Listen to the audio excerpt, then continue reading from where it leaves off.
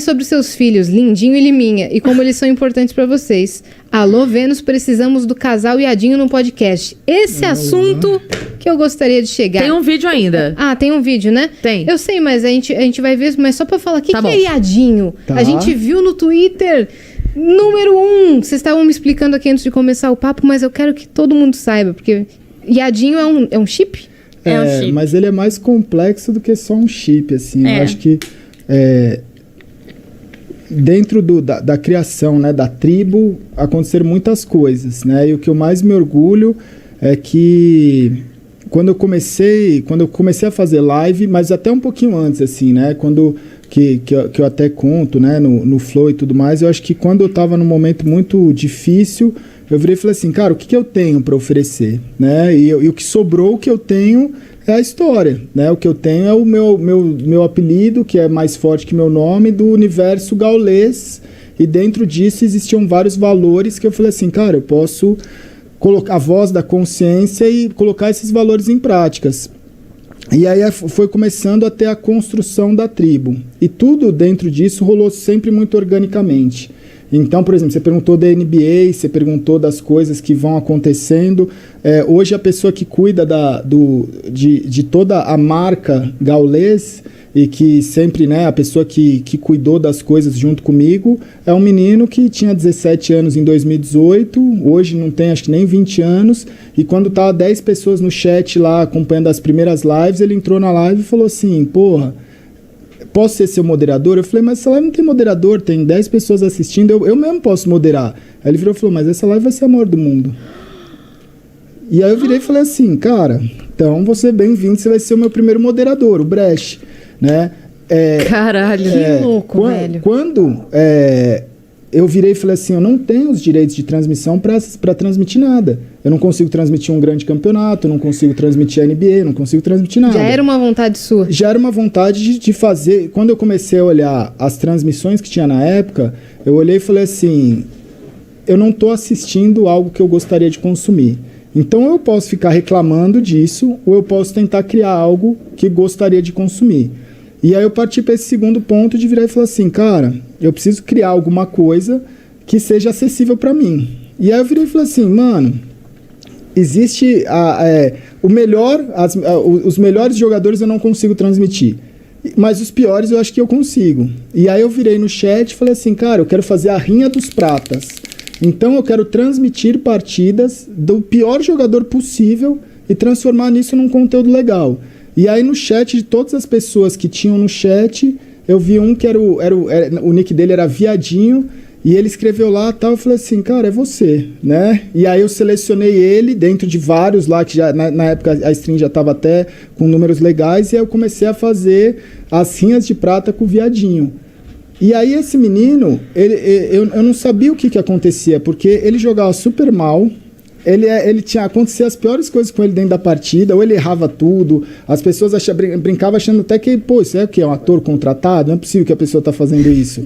E aí aconteceu que eu virava e falava assim, mano, quando eu fazia a transmissão de algumas partidas que eu conseguia, né, seja de um campeonato que tinha os direitos de transmissão livre, seja de alguma coisa, como eu tinha um contato com os jogadores, eu falava assim, mano, eu vou fazer a entrevista pós-jogo que pode ser algo que vai agregar na minha transmissão. Sim. E aí eu ligava pro jogador que tinha acabado de ganhar e trocava uma ideia com ele. E aí, quando eu trazia a rinha de prata, o pessoal falava, entrevista o Viadinho, entrevista o Viadinho, entrevista, e eu falava assim, cara, vou tentar. E aí eu mandava uma mensagem pra ele e falava, mano, não tenho microfone, eu não tenho fone, não dá pra eu falar. E eu fazia a entrevista dele por chat. E o pessoal falava, então dá o fone pra ele, a gente junta, vamos dar o fone pra ele. Ele falava, mano, não quero fone, tipo, tá tudo bem. E aí foi passando. Um belo dia, ele virou e falou assim, cara, vai ter a live do Viadinho na Twitch. E ele criou o canal dele e fez, eu já falei algumas vezes, fez pra mim a melhor live de estreia na história de um canal da Twitch, pelo menos aqui do Brasil, eu nunca vi nada igual. Ele fez uma primeira live que foi, né, lembra? A gente sentou na sala e não acreditava o que a gente estava vendo. Era inacreditável. Era inacreditável.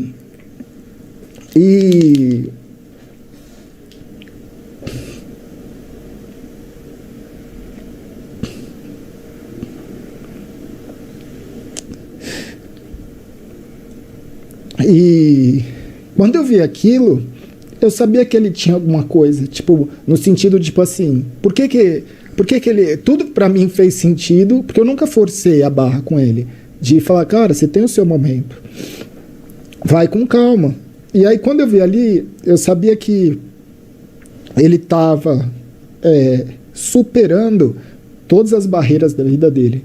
Porque ele tem limitações que são fobias, né? Às vezes ele não quer conversar, às vezes ele tem, sabe? São coisas que é muito difícil de ser passado. Então, uma pessoa que ela tem muita dificuldade, quando ela está fazendo ali o melhor dela, é algo que você olha e fala assim, não, é inacreditável o que ele está fazendo. Está rompendo todas as barreiras. Todas as barreiras, né? A Leti, ela saiu com ele, né? E foi no shopping com ele. Foi a única pessoa da tribo, assim, que ele quis encontrar no primeiro momento. Você foi a única que encontrou ele pessoalmente. E aí, quando ela falou, vamos pra casa conhecer o Gal, ela falou, mano, ele quase teve um treco. Ele falou, não posso conhecer. Eu quase, tipo, meio que forcei ele. Falei, não, vou pegar o carro e vou levar ele pra casa.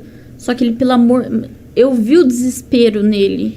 Falei, eu não vou fazer isso com uma pessoa. Tipo, não é humano, sabe? E dentro dessa fobia social, eu comecei a olhar e falei assim, cara, o que eu tentei passar dentro... No primeiro dia eu falei assim, cara, a gente não pode ter vergonha do que a gente é. Quando eu comecei a fazer stream, eram pouquíssimas pessoas que falavam de problema, é o que você falou, você tem que estar bem. Eu não tenho que estar bem todo dia. E quando eu fazia a stream mal mentalmente, as pessoas falavam, por que você está fazendo live? Eu falava, cara, porque eu não tenho opção. Eu vou fazer, porque se eu não estiver bem e não fizer, porque eu não tenho como eu só fazer quando eu estou bem, né? Porque não existe, isso não é existe. desumano. A vida não é assim. E aí, o viadinho, ele foi banido. Aí a Twitch deu o nick pra ele, a gente chamou ele de Lindinho, né? Porque, e era engraçado que ele falou assim, eu falei assim, mas por que viadinho? Ele falou assim, porque, cara, eu sei do preconceito que existe com todo o pessoal e eu quero justamente levantar essa bandeira e tal. E aí, ele começou, a Twitch deu o nick pra ele de Dear Shit Up, ele aceitou e pra gente ele é o Lindinho. Só que ele enfrenta barreiras e é o que eu sempre ensinei, eu falo desde o primeiro dia, eu falo assim, cara, não se esconde do que você é. Tenha orgulho do que você é. E faça a sua dificuldade ser a sua maior característica, a sua maior força. E ele começou a transformar, entender isso e transformar todos os problemas dele na coisa que as pessoas mais admiram. Então, ele foi crescendo como streamer, como pessoa, como, sabe, ser humano. E aí, recentemente, ele tomou, né? Ele começou a gostar da Yaya, que é uma outra streamer, e ele tomou esse passo de chamar ela para ir viajar. E aí, quando os dois se encontraram, eles estavam fazendo uma live, e aí rolou esse beijo que ela deu nele.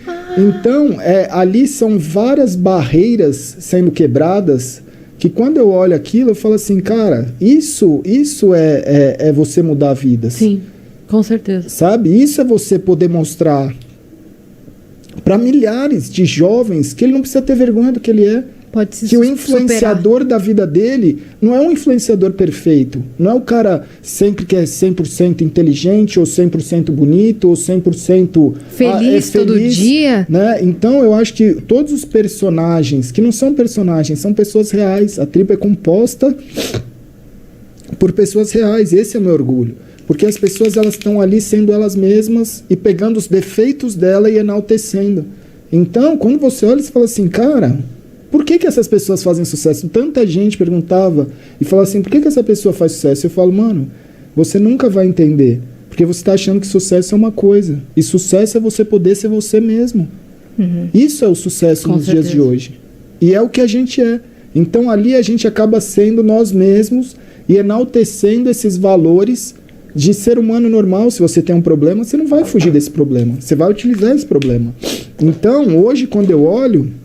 São tantas coisas, né, dentro das pessoas que fazem parte, que representam as milhares de pessoas que às vezes não estão ali na frente da câmera, mas estão enfrentando o seu problema. Né? E cria uma identificação. Porque existe muito preconceito. A gente deixa isso tudo mais leve, mas o preconceito está ali o tempo todo. Sim. Eu sei que tem muitas pessoas que entram na live dessas, né, da tribo e não aceita que a gente faz sucesso, não aceita que a gente vence, não aceita quem a gente é. E olha e fala assim, porra, mas por que esse cara tá conquistando tudo isso e eu que sou tanto melhor que esse cara não consigo? E eu falo assim, isso é vitória. Pra mim, Isso é o que eu quero pra minha vida. Que essas pessoas vençam cada vez mais. Sendo quem elas são. Sendo quem elas são. Muito Maravilhoso. legal. Maravilhoso.